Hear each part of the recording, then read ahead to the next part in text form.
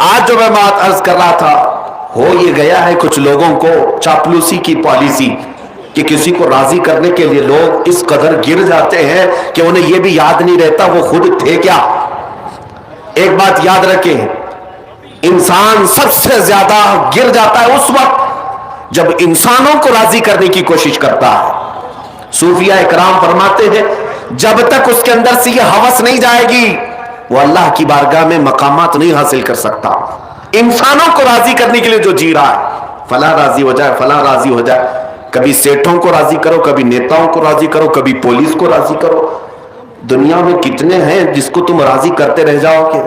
اسی لیے رب نے فرمایا فلا تخشوہم واخشونی، ان سب سے مت ڈرو، مجھ سے ڈرو۔ اللہ کا حکم ہے ایک ذات سے تم خوف رکھو گے، اللہ سارے خوف تمہارے دل سے نکال دے گا۔ دنیا کا ڈر تمہارے سینے سے اللہ نکال دے گا۔ جینا ہے اس لیے کہ مجھے پیدا کیا ہے میرا مولا، مجھے موت دے گا میرا مولا، مجھے رزق دے رہا ہے میرا مولا، مجھے کھلاتا پلاتا ہے میرا مولا، مجھے سانسیں دیتا ہے میرا مولا۔ جب سب کچھ وہی دیتا ہے، موت بھی وہی، حیات بھی وہی، تو ڈرنا بندوں سے کیوں ہے؟ اور مجھے یہ بتاؤ تمہارے ہر عمل کی سزا اور جزا دینے والا کون ہے؟ اب میں چند سوالات کرتا ہوں، تمہاری زبان سے ایک ہی لفظ آئے گا، آج کی رات ہے، کیونکہ میں ابن ماجہ شریف کی حدیث پوری آپ کے سامنے نہیں پڑھا۔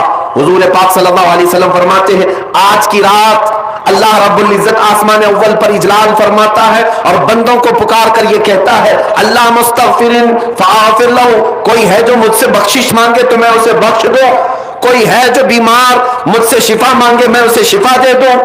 آج کی رات رب تعالیٰ خود بندوں سے فرما رہا ہے تمہارا تعلق آج اللہ سے اتنا جڑ جائے، اس لیے میں آپ سے سوال کرتا ہوں تمہیں تمہاری ماں کے پیٹ میں رزق کون دیتا تھا؟ تمہیں تمہاری ماں کے پیٹ سے باہر آنے کے بعد ماں کے سینے میں خون کو بدل کر دودھ بنا کر رزق کس نے بنایا؟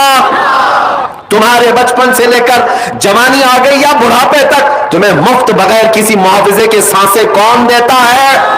یہ پوری زمین کس کی ہے؟ یہ آسمان کس کا ہے؟ یہ کائنات کے سارے اشیاء کس کی ہے؟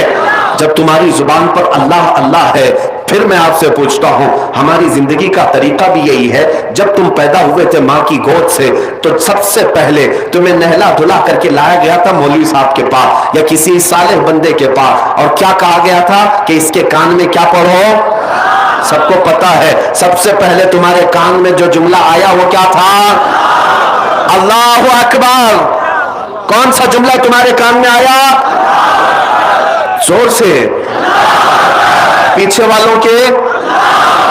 میں کیوں کہہ رہا ہوں آپ کو توجہ، میں اس طرح بلوانے کا عادی نہیں۔ آپ زندگی میں شروعات کر رہے ہیں جس جملے سے اللہ اکبر، جس کا مطلب کیا ہے؟ اللہ سب سے، اللہ سب سے، اللہ سب سے بڑا ہے۔ یہ سب سے پہلا جملہ میرے کان میں آیا، تمہارے کان میں آیا۔ اب پھر جب ہوش آیا تھا تو جس محلے سے گزرو مسجدوں کی آوازیں یہی پکارتی تھی اللہ اللہ سب سے بڑا ہے۔ میں یہ آواز سن کر کے مسجد میں اندر گیا، امام صاحب مصلی پر کھڑے تھے، تکبیر باندھا تو کیا کہہ کر؟ اللہ سب سے بڑا ہے، اللہ سب سے بڑا ہے۔ میں تو ہاتھ باندھ کر کھڑا ہوا، کسی کے سامنے جھکتا نہیں تھا۔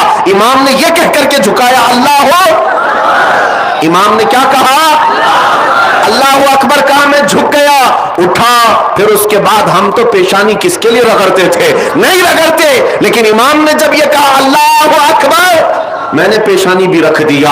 عزیزان گرامی، کیا تمہیں احساس ہے میں ہاتھ باندھ لیا اللہ اکبر پر، سر جھکا لیا اللہ اکبر پر، پیشانی ٹیک دیا اللہ اکبر پر، میرے سارے اعمال اللہ اکبر پر، حتیٰ کہ وقت آیا میری موت کا، جب سانسیں رک گئی، کفن پہنا دیا گیا، جنازے میں لا کر رکھ دیا گیا، امام جنازے پر آ کر کھڑا ہوا، صفیں لگ گئی، امام نے رکعت باندھی، کیا کہہ کر؟